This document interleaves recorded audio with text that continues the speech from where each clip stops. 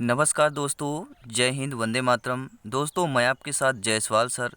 दोस्तों बात करेंगे इस वीडियो में संस्कृत शिक्षण विधि की, संस्कृत पेडागोजी की, वो भी आपके सिलेबस के अनुसार प्रैक्टिस सेट नंबर 4 की। महत्वपूर्ण 15 क्वेश्चन रहेंगे, सभी क्वेश्चन इंपॉर्टेंट है। वीडियो को अंत तक देखें आपके अपने YouTube channel Jaiswal coaching centre पर। दोस्तों पहला प्रश्न देखेंगे, अगर आप लोग पहली बार चैनल पर विजिट कर रहे हैं तो बेल आइकन जरूर प्रेस करें ताकि लेटेस्ट नोटिफिकेशन दोस्तों आपके इनबॉक्स में मिलता रहे। दोस्तों शिक्षक भर्ती में बेहतर स्कोर पाना है तो आज ही सब्सक्राइब कर लें, क्योंकि हम बात करते हैं आपके सिलेक्शन की, बात करते हैं आपके सिलेबस के आधार पर ही प्रश्नों की बात करते हैं।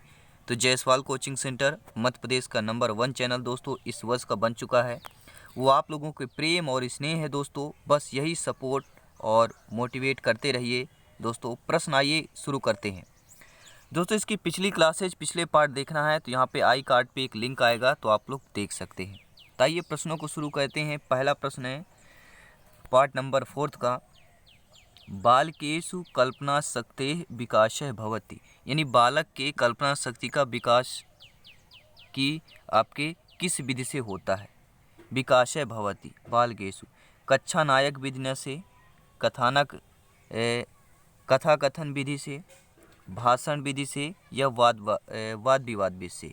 तो बालकों के कल्पना शक्ति का विकास किस विधि के माध्यम से होता है, तो इसका सही आंसर क्या हो जाएगा दोस्तों। अगर आप लोगों को पता हो तो नीचे हमें कमेंट बॉक्स में ज़रूर अपना आंसर बता सकते हैं। तो सही आंसर होगा, बालक की कल्पना शक्ति का विकास होता है आपके कथा कथन विधि से होता है, यानी कि बी ऑप्शन यहाँ पर सही हो जाएगा। नेक्स्ट क्वेश्चन देखेंगे, अगला प्रश्न स्क्रीन पर है। प्रश्न है दोस्तों, संस्कृत भाषा शिक्षणे अनुवाद विधि कह उच्यते, यानी संस्कृत भाषा शिक्षण की अनुवाद विधि कौन सी यहाँ पे उचित होगी। सूत्र विधि, व्याकरण विधि, भंडारकर विधि, परायण विधि। तो संस्कृत भाषा शिक्षण की अनुवाद विधि की इसमें सबसे उच्च जो होगी कौन सी होगी, उच्चते यानी उचित। तो उचित यहाँ पे क्या हो जाएगी आपकी, भंडारकर विधि होगी। संस्कृत भाषण के अनुवाद करने की जो अनुवाद विधि है वह सबसे उचित आपकी अनुवाद करने की भंडारकर विधि है। तो सी ऑप्शन यहाँ पर सही हो जाएगा। नेक्स्ट क्वेश्चन देखेंगे, अगला प्रश्न स्क्रीन पर है। प्रश्न क्या है, ध्यानपूर्वक प्रश्नों को समझिए। दोस्तों मैं कोई संस्कृत का शिक्षक नहीं हूँ, मैं केवल समझने की एक दो शब्द का अर्थ निकालने की, समझने की कोशिश करता हूँ और अपने आप हिंदी में ट्रांसलेट कर लेता हूँ। बस आपको भी यही करना है दोस्तों।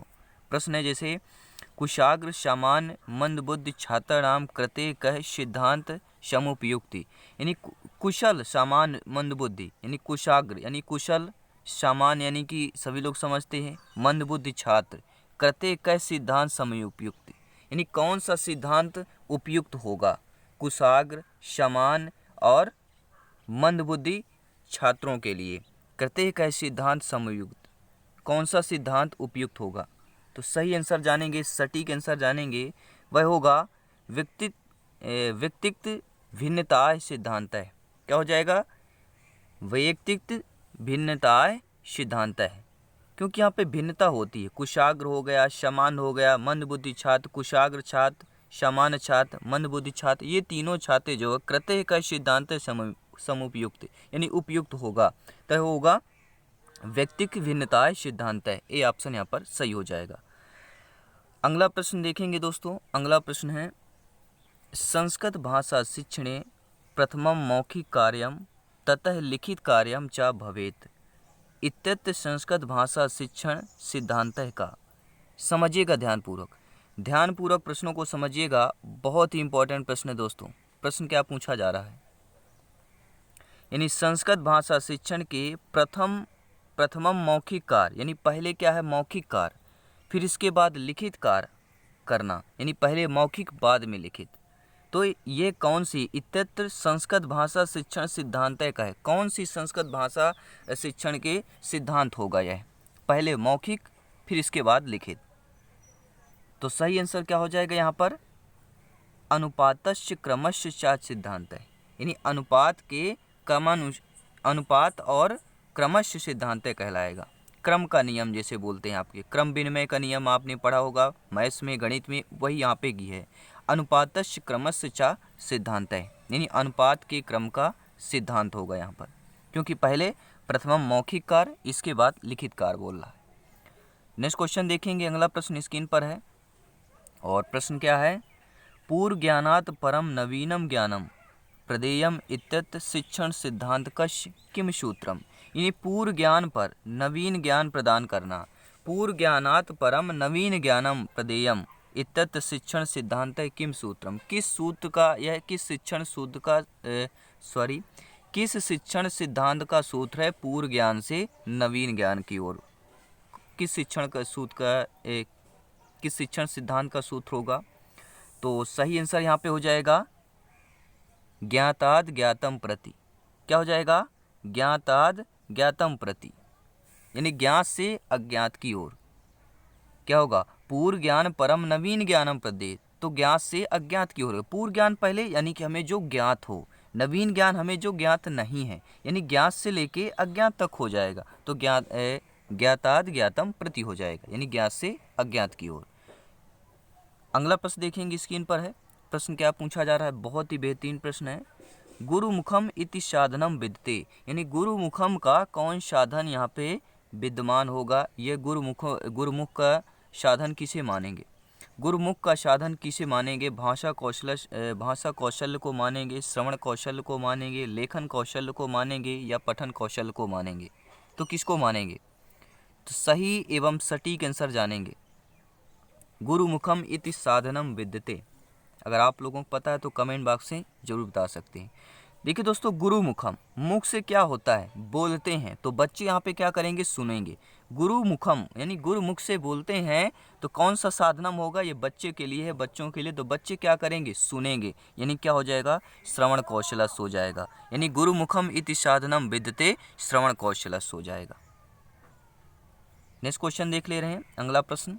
प्रश्न क्या है दोस्तों, संस्कृत अध्यापनस्य श्रब्दस्य साधनम विद्यते, यानी संस्कृत अध्यापन में श्रब्दस्य साधन कौन सा है, संस्कृत अध्यापन के समय जो है श्रब्दस्य साधन कौन सा होगा। श्रव्य यानी कि सुनाई देना, दृश्य यानी दिखाई देना, दोनों साथ में, ऐसा कौन सा साधन है।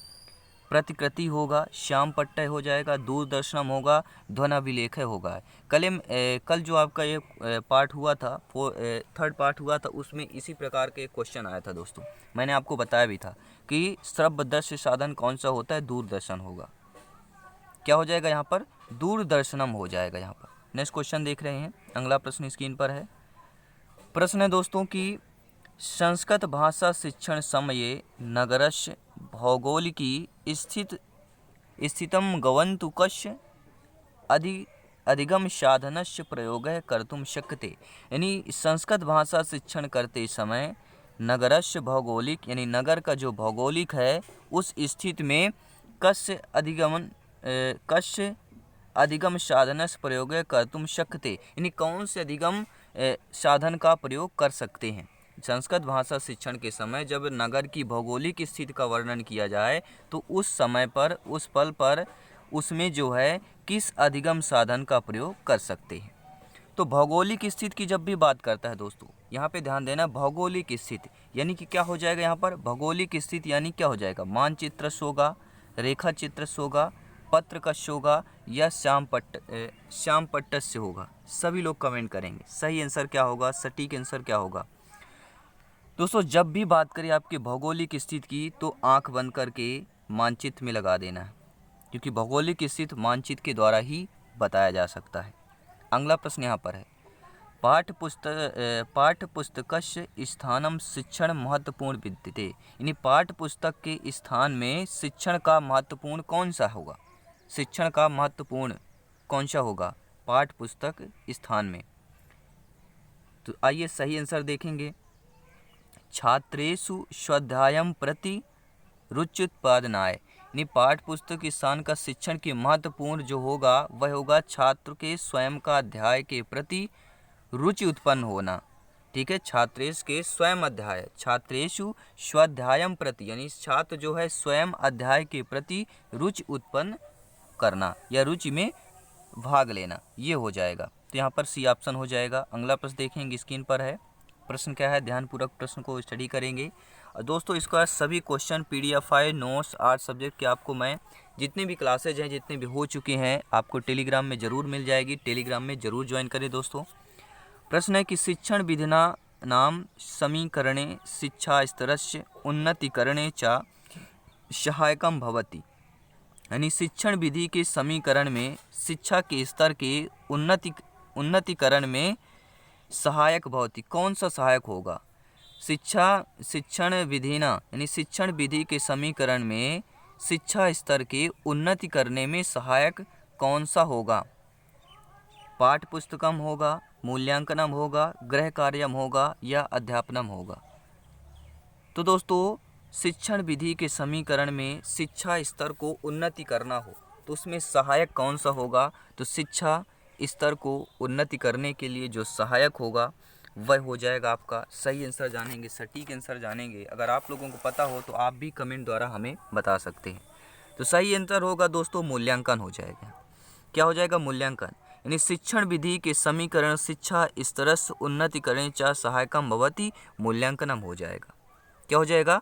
मूल्यांकन होगा। अगला प्रश्न देखेंगे, नेक्स्ट क्वेश्चन।